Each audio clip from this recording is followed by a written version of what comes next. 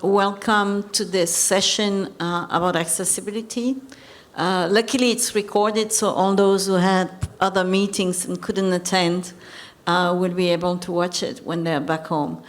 My name is Bergman-Tahon. I'm the director of the Federation of European Publishers, and we've been working on accessibility with a myriad of colleagues for many years.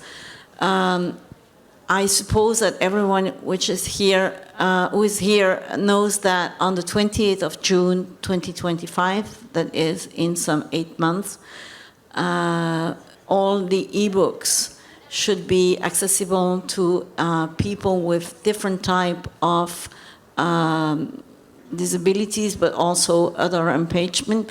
And we have to work very hard to get there. The law was adopted in 2019, but as always, when the laws are adopted very long before they have to be applied, people are taking time into making it actually applicable. So I'm really happy of the progress we have done in the last years with a lot of our partners, and including with Adobe, and I'm very happy that they have accepted the invitation today. I'm going to leave the floor to my colleagues who are much more knowledgeable about what has been done, what needs still to be done before the 28th of June. And with that, Richard, your turn. Thank you, Anne. So it's my pleasure to set the scene for the big reveal later in this session. So my name is Richard Orme. I'm from the Daisy Consortium. And in setting the scene, let's acknowledge that people with disabilities face barriers to reading and education if information is produced in a way that doesn't work for them. And at the same time, publishers want to reach all potential readers, and need to comply with accessibility legislation. Well, the Daisy Consortium that I work for is the non-profit global authority on publishing and reading for people with blindness, low vision, and other print disabilities. And over more than 25 years, our team of international experts have developed standards, tools, and best practices. So initially, our work was with specialist services, charitable or government organisations aimed specifically to serve the needs of people with reading disabilities, producing ebooks and audiobooks before they were adopted by the general publication. But as the title of this session indicates, accessibility is being mainstreamed, and that's a great thing. So the members of the Daisy Consortium have increasingly pivoted to applying their decades of accessibility knowledge for the benefit of the mainstream publishing industry and the technology companies that they work with. So over the last decade and a half, we've seen wonderful progress in this space, with tens of thousands of accessible ebooks that can be enjoyed by people who may read through their eyes, through enlarged text, different colors and fonts, through their ears, through text-to-speech or using a screen reader, or through their fingers using the medium of digital braille. But how did these ebooks get made? Well, in many cases, the vendors who support the publishers in making their ebooks develop their own software and systems. And in developing their in-house production systems, they've been paying attention to accessibility, and many are represented here at the book fair. So for the larger or very technical publishing companies, things are looking good. Because of the fundamental work of the Daisy Consortium, the standards and best practices are clear. There are tools to validate and check the accessibility, and there are ebook apps and devices that have the features that people need if they have print disabilities. However, there are many, many publishers that don't outsource their ebook production to vendors who commonly use InDesign, the industry-leading desktop publishing tool for print books. And they need an effective solution to also create ebooks that are standards compliant and meet the accessibility good practices. And because mainstreaming accessibility isn't crudely about just pushing responsibility to someone else, it's about building good practices into the regular workflow so it becomes part of everyday jobs. with the same tools and the same training.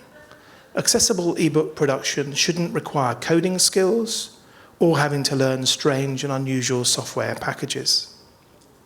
Well, the good news is that InDesign has offered EPUB export feature for many years, but the bad news is that you had to do a ton of work in the code to fix it up afterwards, either correcting errors or adding support for the missing features that are relied on by people with print disabilities. Well, people who are fans of both InDesign and accessible ebooks over many years asked for bugs to be fixed and for features to be added, but it was hard to get the attention of the decision makers. So with accessibility increasingly becoming part of contract language, as Anne mentioned, the European Accessibility Act coming up fast, and indeed accessibility legislation in other parts of the world, this became increasingly urgent. How could all these publishers produce accessible ebooks if the leading software doesn't provide the tools?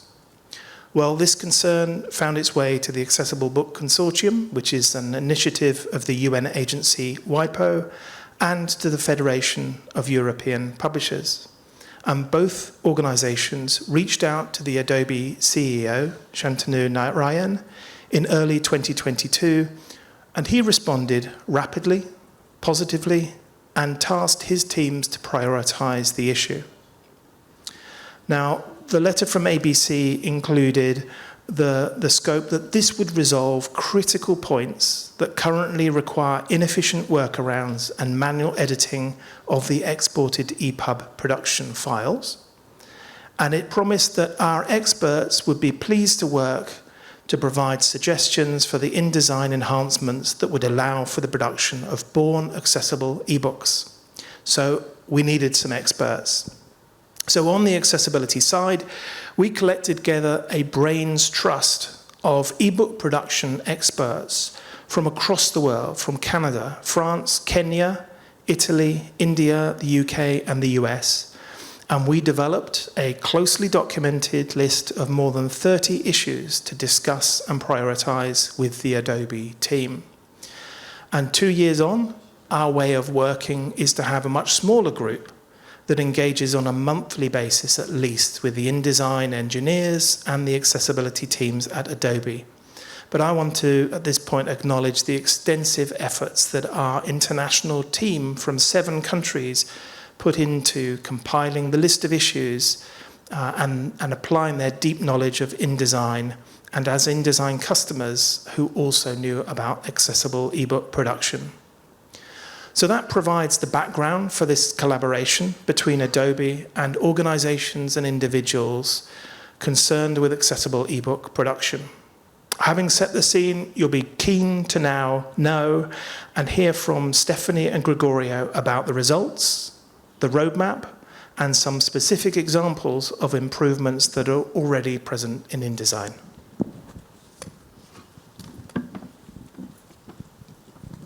Great. Thank you, Anne and Richard, for setting the scene, and everyone for welcoming me here today. My name is Stefanie Valdes-Scott. I'm heading the Policy and Government Relations team at Adobe for Europe, Middle East, and Africa. Just checking if the slides will keep up. There should be the new deck from Adobe opening up now. And I would like to walk you through some elements today. First of all, would like to share a bit of why accessibility matters at Adobe. In more general terms, and then also go very concretely into what Richard had already alluded to, and say, like, what was kind of already on our roadmap, what was on our plan, what have we accomplished, and kind of what's the plan ahead. Gregorio will then go into much more detail about the technical issues that we're working on. Yep, and that's the deck. If you could run it from the first slide, that'd be great. So yeah, as I mentioned before, maybe just a quick update and a quick overview of why accessibility matters at Adobe. So accessibility is actually part of our ethical innovation strategy. So we have a team of experts who lead those efforts to remove barriers to access while complementing our continued AI ethics work.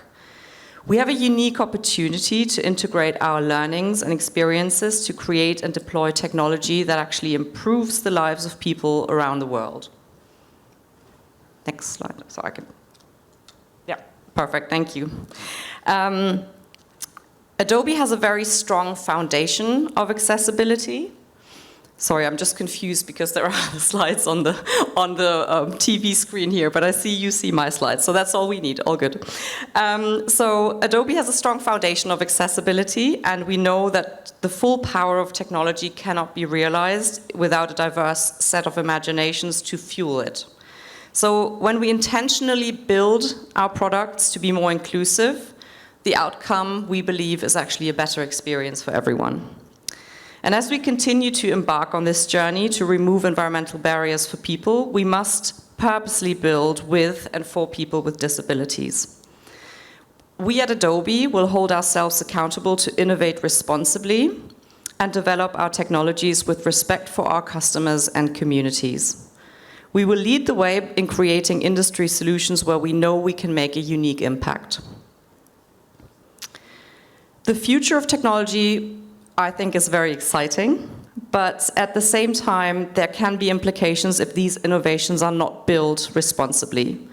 That's why we have renewed our commitment to accessibility, and while we continue to build on our strong foundation of inclusion. By sharing best practices and developing accessible technology, we unlock the unlimited possibilities that digital technology creates for people with disabilities and without disabilities to participate fully in society and commerce, and we build a more inclusive and trustworthy digital space for everyone. As I mentioned before, Adobe has a very strong commitment to the accessibility and usability of our products. One of our core accessibility principles is partnership. You will have seen from the people who are here on stage that partnership also plays a really crucial role in all of our accessibility efforts. We are committed to working with the disability community and our customers to ensure that any defects that prevent an individual from using our products are addressed in a timely manner. Richard shared the example of the email that was sent to our CEO. So you will also see that this is a priority also at the highest company level and not just at engineering level. So we're committed to continue to evolve our approach and collaborate across industries and sectors to further our mission of creativity for all. Our collaboration with other industry leaders help define standards on how to make the web more accessible, specifications to support accessibility and assistive technology, and details relating to the European Accessibility Standard for Electronic Information. We, of course, support efforts and legislation to improve the accessibility and usability of products and services while encouraging innovation. We look forward to partnering with policymakers, the disability community, and the European industry to further develop accessibility best practices and methods that improve access for individuals. To prepare for and meet the accessibility requirements of the European Accessibility Act in 2025, Adobe will leverage its established accessibility program to improve the accessibility of its impacted products and services. The accessibility team at Adobe will support product teams as they adopt and strengthen accessibility best practices, and our goal is to establish digital accessibility and inclusion as a mindset throughout the company. So on every level, really from development to deployment. Adobe recognizes the importance of all content formats being created to be accessible for everyone, but quite frankly, there's more that we can do. With the upcoming deadline for the European Accessibility Act, the European Publishing Federation, in collaboration with the Accessible Book Consortium, reached out to Adobe, as you heard before, and provided us with clear gaps in EPUB accessibility we could address in InDesign. This partnership has really been invaluable, and I would like to thank you on behalf of the two consortia, not only in providing us clear descriptions of the issues, but also having these regular meetings that Richard already mentioned have been really critical for developing solutions that are improving EPUB accessibility in InDesign. So what have we done so far? So the working group Richard had mentioned before identified 33 issues impacting the accessibility of EPUB books Of those, in collaboration with the working group, 15 Severity 1 issues were determined that either block the author from creating accessible content or the reader from consuming the content in an accessible way. Adobe's commitment was to fix 10 of these Severity 1 issues by the end of this year, 2024, and an additional 5 by May 2025.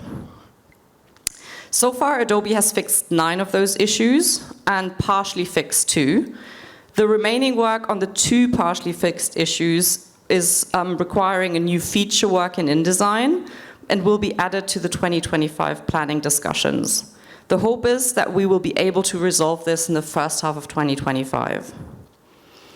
And so what's still on our roadmap? Mentioned before, those 2 remaining issues, and 3 additional issues will be fixed also in the first half of 2025 until May of next year. The remaining issue of the 15 original Severity 1 issues regarding support for MathML has been determined not to be technically feasible at this time.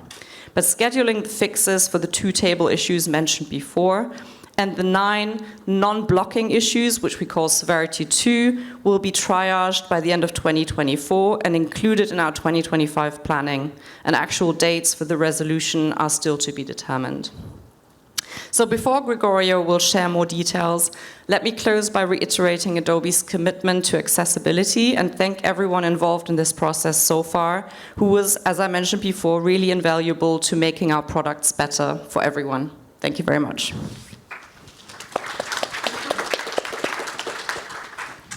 All right. Thank you, Stefanie.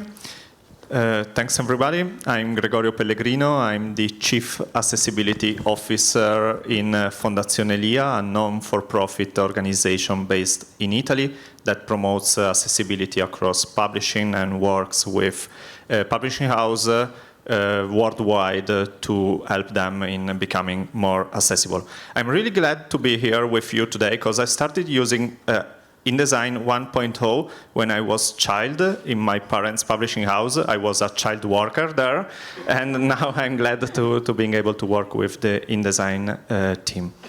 So, what we achieved so far, for sure with the latest developments that were released in the last year, we can now say that if InDesign is used correctly, and many technical people may understand what I mean, so applying styles, paragraph styles, character styles, adding alternative text for images, as well as setting the correct reading order and other important things.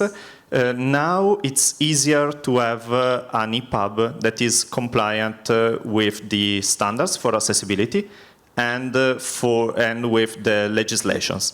And with this work, we were able to reduce the time that is needed to create accessible EPUBs, most of all by minimizing the manual post-export work that was required before, as Richard mentioned. And we were also able to empower the individuals that have no coding skill to produce accessible EPUBs without having to dig into the code. With an interesting side effect that is that even if you produce EPUBs without accessibility in mind, you get a more accessible EPUB, because some of the developments are embedded by default in the EPUB created, even if you don't work in the right and accessible way. So I will now go through some of the new features that are relevant for the production of accessible EPUBs. The first one is page navigation. This was a huge step forward in the production of EPUBs from InDesign. It's now available in the export panel for exporting refillable EPUBs and allows the readers to navigate easily between pages using the same numbering of the printed book. So if we put ourselves in the shoes of a student in a class with some students, for example, with visual impairments, that have the digital book and others that have the print book, now they are able to be on the same page using the same numbering, which is quite important. Then other developments were the language attribute improvements. This enables the text-to-speech software to correctly pronounce the words in the right language, and also the electronic braille to correctly use the right characters for the people who are reading with this technology. Then we worked on footnotes and endnotes markup, fixing some small issues that were present, and making easier for all readers to access and understand notes. Normally notes are made with links, so within the main text you have a link to go to the note, you read the note, and then you have a backlink to return. And this is quite important to make these footnotes and cross-link accessible, because if we think of a blind user trying to read, having a link that goes somewhere else in the text sometimes may be problematic, so to be sure that it can return to the right way. Other developments were alt text for cover images. Now the content creator is able to insert the alt text directly in the export panel, so without having to dig into the code to fix it. And the possibility to manage decorative images. This functionality was already available for PDFs and is now implemented for EPUBs, allowing the content creator to tag some images as just decorative, so they do not need alternative text, because they are just there to make the content more pleasant. And then page titles. Page titles are quite important for blind users who read with assistive technology, because this small metadata that is present in every HTML file allow the user to know immediately where they are in the book, speaking out the name of the chapter they are in. So it's quite important. Last development, no, it's not the last one. We have the accessibility metadata panel that allows to being able to put accessibility metadata inside the publication while exporting it. It's quite important since it's a strict requirement both from the EPUB accessibility guidelines and from the European Accessibility Act, with a note that for creating accessibility metadata we need specific skills, so the content creator requires specific skills. We have seen a lot of EPUBs declaring accessible mathematics in them while there was no mathematics at all. So it's not just being able to put the metadata, but also to put the right information. Right, so next and last big development. In the latest version of InDesign that was released 2 days ago, on Sunday, I updated my InDesign on my PC. There was a big move forward for mathematics in InDesign. Ooh, it's something that we were waiting for so much time. We are now able to put MathML formulas. MathML is a standard for formulas. Directly in InDesign and being able to export them both in PDFs for sure and in EPUBs. It's a work in progress because right now the formulas are exported as vectorial images in SVG format with embedded MathML, but we are working for optimizing this export and being able to export fully MathML formulas. That's all. If you want to know more about this technical stuff, on this QR code you can read all the posts with the updates of InDesign version by version. Thank you. And for those who are interested, we will put the recording certainly on the LIA Foundation website and on the Federation of European Publishers website, and I'm sure that the slides of Gregorio and Stefanie, you had slides but they were not shown, or you didn't have slides, will be available. And personally I want to say thank you to the LIA Foundation for all, and to Daisy too, but as publishers to the LIA Foundation for the works they've been doing in supporting accessibility. And hopefully next year at the Frankfurt Book Fair 2025, there will be tons of accessible ebooks. Thank you.